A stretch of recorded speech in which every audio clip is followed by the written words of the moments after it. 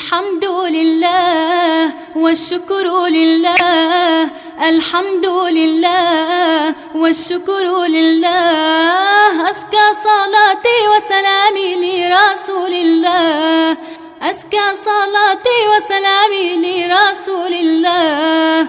الحمد لله والشكر لله، الحمد لله والشكر لله. أزكى صلاتي وسلامي لرسول الله، أزكى صلاتي وسلامي لرسول الله. بسم الله الرحمن الرحيم.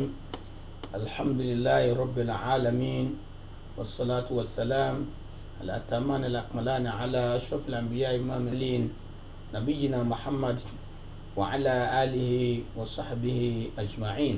ثم أما بعد. afi ọpẹ́ fún Ọlọ́run, atọrọ ìkẹ́ Ọlọ́run fún aṣáájú wa ànábì wa Muhammad, ẹni tó jẹ́ ìkànnì àwọn ànábì Ọlọ́run. Ìkẹ́ àtọlà kó máa bá àti gbogbo àwọn ará ilé ẹ̀ àti gbogbo àwọn ọmọlẹ́yìn ẹ̀ àti gbogbo ẹni tó bá ń tẹ̀lé ìlànà Ọlọ́run. Lẹ́yìn eléyìí, assalamu alaikum wa rahmatullahi wa barakatuh. Àlàáfíà Ọlọ́run àti ìkẹ́ rẹ̀ àti àlùbáríkà rẹ̀ kó máa bá ẹnìkọ̀ọ̀kan wa gbé.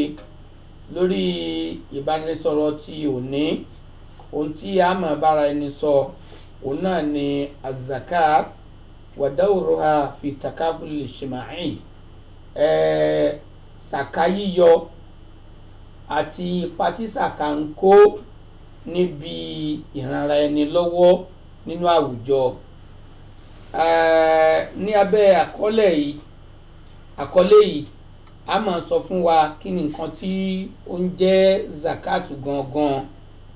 A sọ ẹ̀rí ẹ̀ nínú alukoran àti sunna.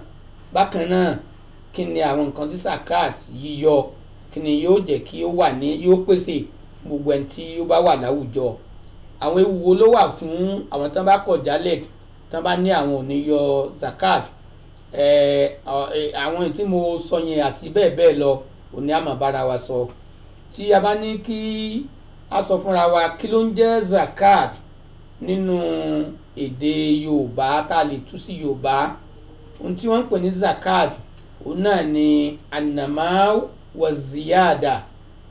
Ìtumọ̀ zakat ni kí nǹkan ó máa pọ̀ sí i, kí nǹkan ó sì máa lékún sí i.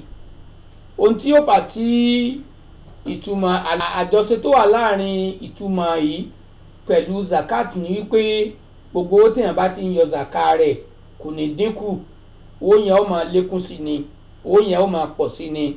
òun náà ni ìtumọ̀ tó wà ní abala ìtumọ̀ èdè sí ìtumọ̀ zakat gangan lọ́dọ̀ àwọn olófin. Zakat yìí nínú òfin sharia Islam a lè sọ wípé ohun tó ń jẹ́ bẹ́ẹ̀ ni ká yọ àwọn ìdá kan pàtó nínú owó fún àwọn tí wọ́n bùkátà sí láwùjọ ní pẹ̀lú ètò díẹ̀ àti gbogbo àwọn kí owó náà ń kọ́ kó tó òdiwọ̀n tó yẹ kéèyàn yọ zakat ní orí ẹ̀. Tí a bá fi ọkàn bá bí mo ṣe ṣàlàyé ohun tá à ń pè ní zakat ní ìtumọ̀ ìfọ̀síwẹ́wẹ́ lọ, a rí i pé a sọ fún wa wípé yíyọ iye kan pàtó tàbí ìpín kan pàtó nínú nǹkan níní. Ó túmọ̀ sí pé zakatu yìí bí èèyàn ó bá yọ ó ní àwọn májẹ̀mú tí ó jẹ́ pé ó dìrọ̀ mọ́. Ara àwọn májẹ̀mú tó dìrọ̀ mọ́ zakat òun náà ni kó jẹ́ wípé téèyàn ó yọ zakat rẹ̀ kó jẹ́ owó tí èèyàn máa yọ zakat ẹ̀ tàbí dúkìá tí èèyàn máa yọ zakat ẹ̀. Èèyàn máa yọ zakat owó tí wọ́n pè ní nakdan ní cash. Èèyàn máa yọ zakat, èèyàn sì máa yọ zakat téèyàn lè sọdowó jẹ́ pé nǹkan níní èèyàn lè sọdowó. Èèyàn máa yọ zakat àwọn nǹkan oko, èèyàn máa yọ zakatu àwọn ẹran ọ̀sìn àti bẹ́ẹ̀ bẹ́ẹ̀ lọ nínú àwọn dúkìá tí a lè yọ zakatu níbẹ̀. ó kàn jẹ́ pé bí a ṣe yọ ọ̀kọ̀ọ̀kan òun náà ni ó yàtọ̀ síra wọn. Zakatu tí a wá ń sọ̀rọ̀ nípa rẹ̀ yìí ní pé zakat tí a bá yọ zakat bí ó ṣe yẹ ká yọ láwùjọ wa tá a wà ní pẹ̀lú bí àwọn olówó tán lówó tààrà bá ń ṣe lówó tó, tí zakatu bá ṣiṣẹ́ tó yẹ kó ṣe láwùjọ tá a yọ, kódà kò ní fẹ́ sí tálíkà láwùjọ wa mọ́, nítorí pé ọ̀nà láti jẹ́ kí mẹ̀kúnnù náà tí ò rí kàtìbọnú tí ò rọ́ rí láti jẹ́ kí mẹ̀kúnnù náà ò dìde òun náà ni èròǹgbà Ọlọ́run lórí pé kẹ́ni tó ní kó fún ẹni tí ò ní, èròǹgbà tó dáa ni. Nítorí èèyàn ò lè wà láwùjọ kí òun máa kọrin bámúbámú ni òun yó, òun ọmọ pé ebi ń pa ẹnìkankan, káwùjọ òun ò mọ̀ wá gbógun tì, káwùjọ òun wá fẹ́ràn ẹ̀, èèyàn ò lè wà bẹ́ẹ̀. Nítorí náà nǹkan tí Islam mú wá ó nítumọ̀ tó bójú mu, ó nítumọ̀ tó bẹ́sìn mu. tó náà gbogbo ẹ̀sìn tí Ọlọ́run Ọba tó fi sọ̀kalẹ̀ láti sánmọ̀ ló ní abala ìtọrẹ àánú tá à ń pè ní zakat, ló ní abala kẹ́ni tó ní kó fẹ́ tí ò ní, ló ní abala kẹ́ni tí ò ní kó ṣàǹfààní nínú dúkìá ẹni tó ga jùlọ. Islam ó mú yẹn wá, ó mú àánú wá. tó náà gbogbo ẹ̀sìn tó tọ̀dọ̀ Ọlọ́run wá òun náà ni ó ní abala yẹn. ó lè jẹ́ pé inú ẹ̀sìn míì wọ́n lè má pè ní zakat kí wọ́n pè ní nǹkan míì, lámùsáàtà fìlìsítìlà. tó bá sáà ti jẹ́ wípé owó tán ń gbà tí lọ́dọ̀ àwọn tó ní tá ń darí ẹ̀ sọ́dọ̀ àwọn tí ò ní ní nǹkan tó ń pè ní zakat òun náà ni ìyẹn. Zakatu tí à ń sọ̀rọ̀ nípa rẹ̀ yìí orígun kan ni nínú Islam, tó jẹ́ wípé bórígun kan yẹn tó bá ti dúró dáadáa ẹ̀sìn èèyàn ó dúró dáadáa. torígun yẹn ò bá dúró dáadáa, béèyàn bá kírun torí rẹ̀ bá lu, àìyọ zaka rẹ̀ ó fìyà jẹ níwájú Ọlọ́run o. nítorí pé Ọlọ́run tó ní ká kírun náà òun náà ló ní tá a bá lówó tí zakatu wọ̀ ká yọ àti owó wa. nítorí náà kò sí yàtọ̀ láàrin ìrun kíkí àti zakatu yíyọ. ìdí ni tó fi jẹ́ pé Sayyidina Abubakar radiyallahu anhu nígbà tí ó wà lórí àlééfà lẹ́yìn ikú ànábì ká lọ́n kó máa bá àwọn tí wọ́n ní àwọn ò ní yọ zakatu mọ́, ó gbógun tì wọ́n débi pé ó bá wọn jagun. tí zakatu ìbá sọ̀ràn yàn ni kìí ṣe nǹkan tí ìbá ti bá wọn jagun lórí ẹ̀, ṣùgbọ́n gbà tó jẹ́ pọ̀ràn yàn ni túláàsì ni zakat ó ní ó fi bá wọn jagun. ní àdìsí Abdullahi ibn Umar ló fi sọ fún wa wípé buniyal islamu ala khamsin, agbé ìsìláàmù ka orí òpó márùn-ún pàtàkì. òpó àkọ́kọ́ shahadatu an la ilaha illallah wa anna muhammadan rasulullah, oníkágbà fọlọ́hún ká gbọ́lọ́hún gbọ́ ká sì gba òjíṣẹ́ rẹ̀ gbọ́. òpó ẹ̀kejì ká máa kírun. òpó ẹ̀kẹta ká máa yọ zakat. ipò kẹta, òpó kẹta ni zakat wà nínú ẹ̀sìn Islam. tí òpó kẹta yẹn tó bá ti lówó tó lè yọ zakat ẹ̀, tí ìmọ̀tara ẹni nìkan tí ò jẹ́ kó o yọ ara bí ìgbà pò kírun ni o. tó bá ti lówó tó yẹ kó o yọ tó o yọ tífẹ̀ owó tí ò jẹ́ kó o lè yọ ohun tí Ọlọ́run ní kó o yọ nínú owó rẹ, bí ìgbà wípé o kàn ń ṣiṣẹ́ lásán ni. àbọ̀ wa ka àwọn àyà fún wa tó wọ̀nù gbogbo ẹni tí ò fẹ́ yọ zakat, tó dẹ̀ sọ ibi tí wọ́n ó dé sí lọ́dọ̀ Ọlọ́run tó bá dijọ́ àlìkìyámà. nítorí díẹ̀ yìí zakatu ara ẹ̀sìn wa ni, tó dẹ̀ yẹ kí a máa ṣe ẹ̀sìn. ó dà gẹ́gẹ́ bí tébù tó lẹ́sẹ̀ márùn-ún.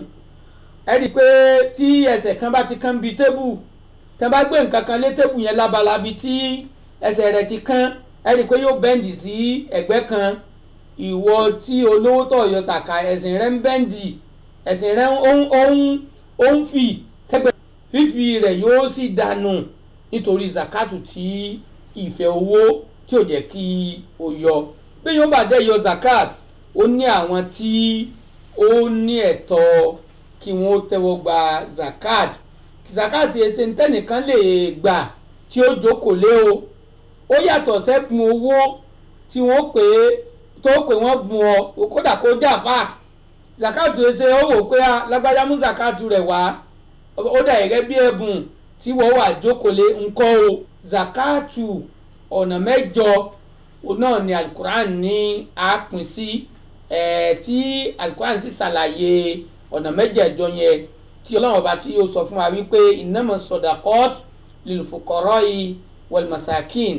Ọlọ́run ka àwọn tí ó lẹ́tọ̀ọ́ zakat, ó ní zakatu yẹn àwọn tó lẹ́tọ̀ọ́ ẹ̀ làwọn fuqara, àwọn làwọn aláìní gbáńdágí, kò ní pẹ́ẹ́pẹ́ tálákùúta, òun náà ni wọ́n nípinnu zakat. wal masakin àwọn aláìní àkọ́kọ́, àìní wọn débi kí wọ́n máa tọrọ jẹ, wọ́n lẹ́tọ̀ọ́ ń bi zakat. kìí ṣe ń tó ní tó tún jẹ́ pé ojú kòkòrò pé kọ́ máa gbà lọ́wọ́ ẹlòmíì, kò ń sàwọn fáyín bara là ń sọ o, kò ń ṣe fáyín bara o. àwọn tí ò ní tó jẹ́ pé wọn ò iṣẹ́ tán ń ṣe kò tó wọn jẹ. gbogbo ẹni tó wà ń bi iṣẹ́ náà tó ń ṣiṣẹ́ táwọ̀ ò kálù, tó bá jẹ́ wípé àwa mùsùlùmí bá mójútó zakatu wa ni ń ló yẹ kán ràn lọ́wọ́ tó ń di bí ṣe ń ṣiṣẹ́ tó ń gbowó oṣù yẹn. ń gba pé tóun náà bó lòun náà ṣe wá ṣiṣẹ́ tí ó kan owó ńgbà tó bá ti jẹ nínú zakatu tẹlòmíì rí, tí ó wà wò tí ó pé òun ò ní yọ zakat, tó bá ti jẹ́ pé iṣẹ́ tiẹ̀ náà ó pọ̀ débi tí ó yẹ kí ó yọ zakatu ẹ̀. nítorí náà yọ zakatu láwùjọ ó ń kọ́ àwọn èèyàn ní pé kán máa jìnnà sẹ́sìn. àwọn nǹkan tó yẹ kí á kíyèsí láwùjọ wa nìyẹn. tó náà tó jẹ́ pé àìní rẹ̀ àìní tálákùúta ni tí ò ní pẹ́ẹ́pẹ́, ọlẹ́tọ̀ọ́nù owó zakat. wal masakin ẹni tí nǹkan dúró sí gidi fún, tó jẹ́ wípé òun ṣiṣẹ́ ó ní díẹ̀díẹ̀, ìwọ̀n díẹ̀díẹ̀ tó ní ìgan kò tó gbọ́ bùkátà àjẹ ààbùn fúnra lórí ara rẹ̀, lórí aya, lórí àwọn ọmọ, kò tó gbọ́ bùkátà. gbogbo àwọn tán bá wà púpọ̀ yìí tí sì ṣe wípé wọ́n ń parọ́, tó jẹ́ wípé àìní wọn ó fojú hàn, gbogbo wọn pátá ló yẹ kí wọ́n benefit kan ṣàǹfààní nínú zakat ní àwọn tán jẹ́ ọlọ́rọ̀.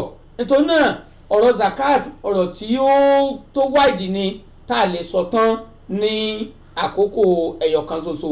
bákan náà ara àwọn nǹkan tó yẹ ká sọ fún wa ń pa zakat pé gbogbo ọba yípo lé zakat lórí, owó tí ọdún ọba tí yípo lé lórí zakat ò tí wọ̀. ṣùgbọ́n ìyẹn wá yàtọ̀ sí nǹkan oko. nǹkan oko gbogbo gbàtà bá ti ń kórè rẹ̀, òun náà ni a máa yọ zakat ẹ̀, tó dẹ̀ jẹ́ wípé àlàyé bá a ṣe ó pọ̀, kí Ọlọ́run bá kí ó ṣàlékún àgbọ́yé wa, kó ṣe wá náà ní ẹni tí ó ní débi pé yóò wà lè máa yọ zakat nínú owó wa. subhanaka allahumma wa bihamdika ashhadu an la ilaha illa ant astaghfiruka wa atubu ilayk. subhana rabbika rabbil izzati amma yasifun wa salamun ala mursalin walhamdulillahi rabbil alamin. الحمد لله والشكر لله، الحمد لله والشكر لله، أزكى صلاتي وسلامي لرسول الله، أزكى صلاتي وسلامي لرسول الله. الحمد لله والشكر لله، الحمد لله والشكر لله، أزكى صلاتي وسلامي لرسول الله، أزكى صلاتي وسلامي لرسول